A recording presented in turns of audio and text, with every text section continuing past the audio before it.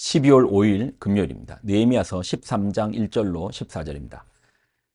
그날 모세의 책을 낭독하여 백성에게 들렸는데 그 책에 기록하기를 암몬 사람과 모압 사람은 영원히 하나님의 총회에 들어오지 못하리니 이는 그들이 양식과 물로 이스라엘 자손을 영접하지 아니하고 도리어 발람에게 뇌물을 주어 저주하게 하였음이라. 그러나 우리 하나님이 그 저주를 돌이켜 복이 되게 하셨다 하였는지라. 백성이 율법을 듣고 곧 섞인 무리를 이스라엘 가운데에서 모두 분리하였느니라. 이전에 우리 하나님의 전의 방을 맡은 제사장 엘리야십이 도비아와 연락이 있었으므로 도비아를 위하여 한 큰 방을 만들었으니 그 방은 원래 소재물과 유향과 그릇과 또 레위 사람들과 노래하는 자들과 문지기들에게 11조로 주는 곡물과 새 포도주와 기름과 또 제사장들에게 주는 거제물을 두는 곳이라. 그때에는 내가 예루살렘에 있지 아니하였느니라. 바벨론 왕 아닥사스다 32년에 내가 왕에게 나아갔다가 며칠 후에 왕에게 말미를 청하고 예루살렘에 이르러서야 엘리야십이 도비아를 위하여 하나님의 전뜰에 방을 만든 악한 일을 안지라. 내가 심히 근심하여 도비아의 세간을 그 방 밖으로 다 내어 던지고 명령하여 그 방을 정결하게 하고 하나님의 전의 그릇과 소재물과 유향을 다시 그리로 들여 놓았느니라.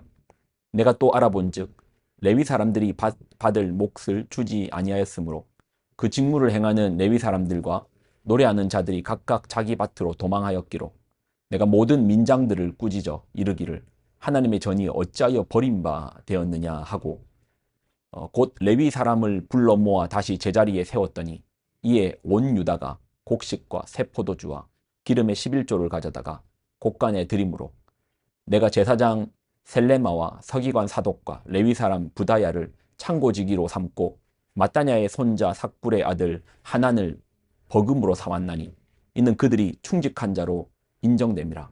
그 직분의 형제들에게 분배하는 일이었느니라.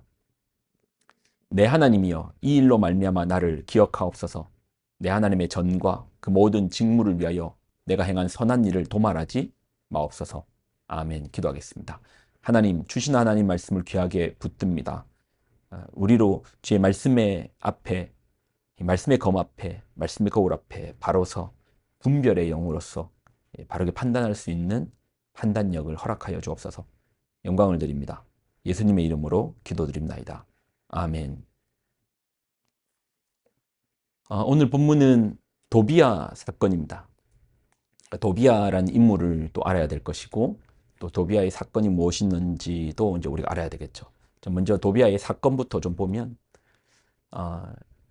제사장 엘리야십이 도비아와 연락을 했습니다. 그리고 도비아에게 뭔가 특혜를 줬는데 어떤 특혜를 줬냐면 하나님의 전 안에 도비아의 개인 방을 이제 만들어 줬다라는 겁니다. 원래 그 방은 소재물과 유향과 그릇과 뭐 11조와 곡물과 이런 것들을 거제물들을 두는 하나님의 성소에서 하나님께 드리는 제물을 두는 곡간과 같은 방이었거든요. 그 방을 도비아 개인 용도로 쓸 수 있도록 준 거예요. 개인의 집이 아닙니다. 하나님의 전, 성전 안에요. 이 사건이 언제 일어났냐면 느헤미야가 아닥사스다 왕 앞에 이제 나아갔을 때, 그러니까 느헤미야가 예루살렘에서 자리를 비웠을 때, 그때 이제 이런 일이 일어난 겁니다. 개인적인 도비아 한 사람을 위해서 엘리야십이 하나님의 전뜰에 방을 만드는 악한 일을 한 거예요. 이걸 이제 뒤늦게 느헤미야가 알고 와서 보니까 도비아의 방이, 개인 용도의 방이 성전 안에 있는 걸 보고 도비아의 세간살이들, 막 거기 보면 살림살이를 넣어뒀을 거잖아요. 그걸 막 밖으로 던지면서 원래대로 하나님의 성전에 필요한 제물들로 다시 원래 용도로 쓸 수 있도록 그렇게 해둔 것이죠. 자, 여기까지가 이제 도비아 사건의 이야기입니다. 자, 그리고 이제 도비아라는 인물을 좀 더 이야기 드리면, 도비아라는 인물은 암몬 사람입니다. 고대 근동 지역에서 정치적으로 또 행정적으로 나름의 권력을 가지고 있었던 정치적 암몬 사람인데 정치적인 어떤 영향력이 있었던 인물 같고요. 이제 그런 그가 어떻게 유다 사람들하고의 커넥션이 있었는가?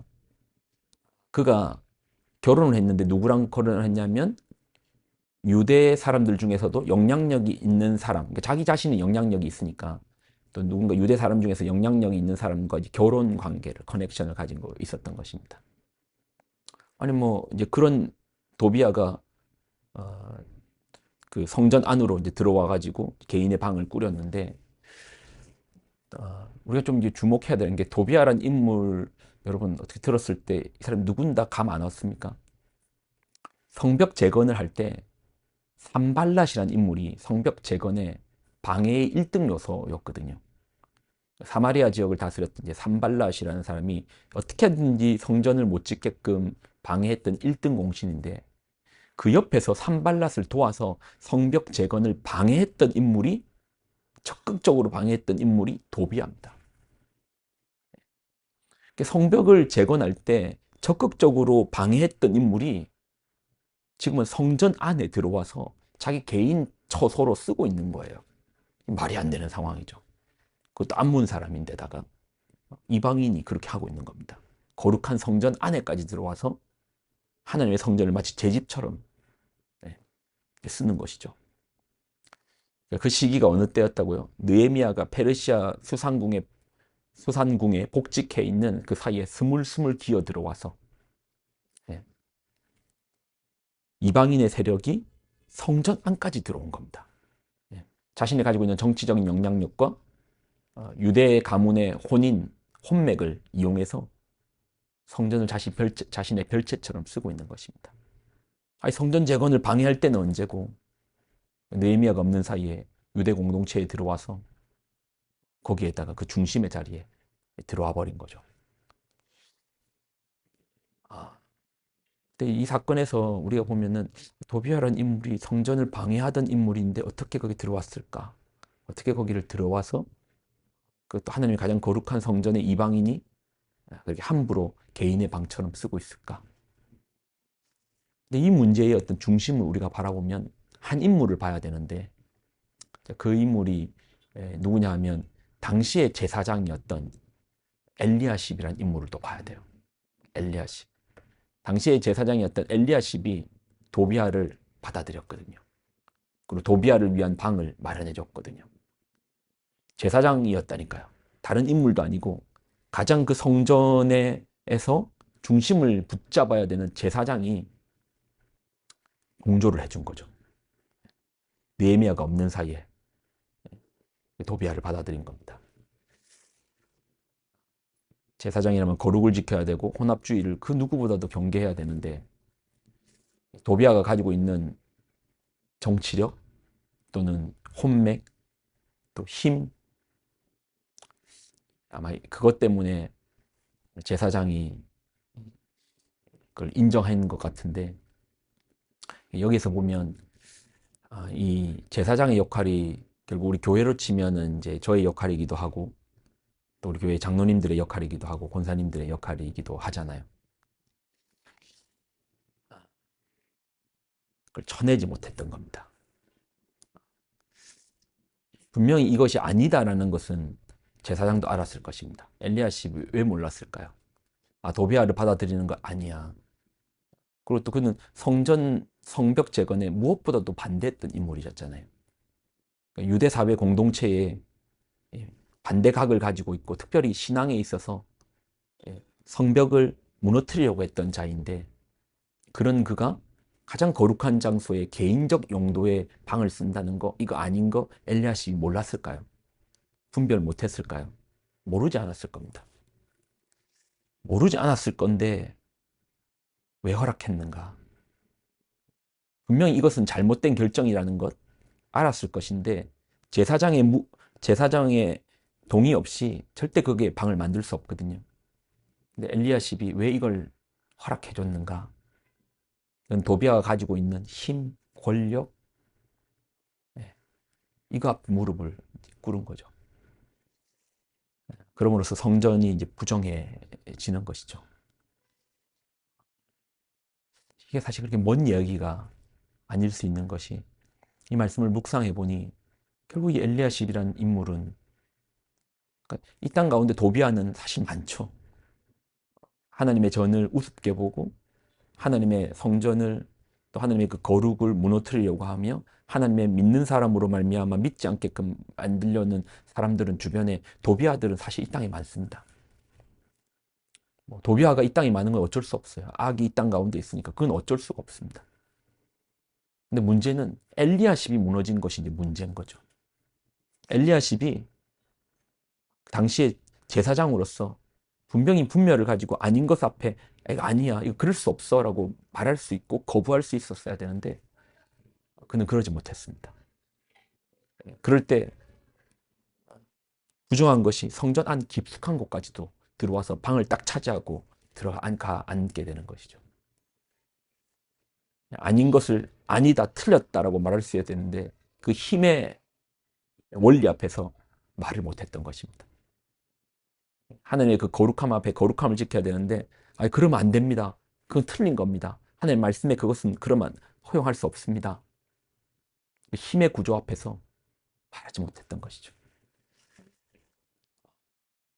그런 마음에서 보면 이 말씀이 우리에게도 해당되는 부분들이 있겠죠. 아마 여러분 각자에게도 뻔히 아닌 거 너무나 잘 알고 있는데도 그 힘의 구조 앞에, 힘의 권력 앞에 모른 척하거나 아니면 받아들이는 것. 아마 이 도비아가 힘없는 사람이었다면 그냥 일개 그냥 서민 중 한 사람이었다면 제사장이 어디 썩 꺼지라고 어디 감히 이런 자세를 유지했을 것인데 그 힘 앞에 굴복했던 것입니다. 예, 깊이 생각해 볼 부분이 있죠. 여러분도 마찬가지고 저도 마찬가지입니다. 분명한 말씀의 기준을 가지고 아닌 것은 아니라고 말할 수 있는 그 힘이 그 어느 때보다도 필요한 겁니다. 필요한 시대고 저에게도 필요하고 여러분에게도 필요할 것입니다. 도비아라는 인물이 우리 주변에 많을 것입니다. 그때 아닌 것은 아니라고 말할 수 있는 엘리야십의 길이 아니고 바른 느헤미야와 같이 이건 아니야 라고 말할 수 있는 우리가 되기를 소망합니다. 기도하겠습니다. 하나님 주신 말씀을 귀하게 붙듭니다. 쉬운 말씀 아닙니다. 우리가 이 땅을 살면서 늘 부딪히는 고민일 것이고 현장일 것이고 하나님 그럴 때 우리가 어떤 자세로서 나아가는가 그 힘 앞에서 우리가 엘리야십의 길을 걸 것인가 느헤미야의 길을 걸 것인가 하나님 우리가 하나님 말씀의 기준에 맞춰서 아닌 것은 아니라고 말할 수 있는 용기와 힘을 허락하여 주옵소서. 영광을 드립니다. 예수님의 이름으로 기도드립나이다. 아멘.